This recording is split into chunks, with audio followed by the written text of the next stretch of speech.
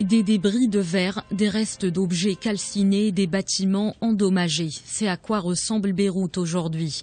La crise des déchets dégénère en crise politique dans le pays. Face à l'incapacité du gouvernement à régler ce problème, le collectif Vous Puez sillonne les rues des grandes villes libanaises pour dénoncer un quotidien difficile à gérer. L'exécutif ne répond même pas aux besoins les plus élémentaires de la population selon les membres du mouvement. Ils ont organisé plusieurs manifestations ces dernières semaines.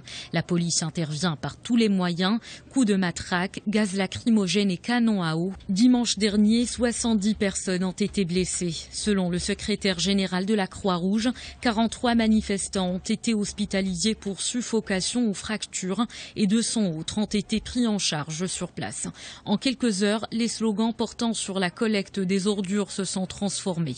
Les membres du collectif Vous Puez réclament désormais le départ du gouvernement. Depuis la mi-juillet, le Liban est confronté à une crise sanitaire car l'une des principales décharges du pays a fermé ses portes. Le mouvement civil accuse le gouvernement de chercher à se partager un marché lucratif après l'arrivée à échéance du contrat d'une compagnie privée chargée du ramassage des poubelles. Pour calmer les protestataires, le Premier ministre libanais Tamam Salam a tendu la main aux jeunes. Il a appelé le Conseil des ministres à se réunir rapidement pour trouver une solution dans les plus brefs délais. Pour la première fois depuis la fin de la guerre civile de 1975, le Liban est sans chef d'État depuis plus d'1 an. Quant au Parlement, il est paralysé par les divisions.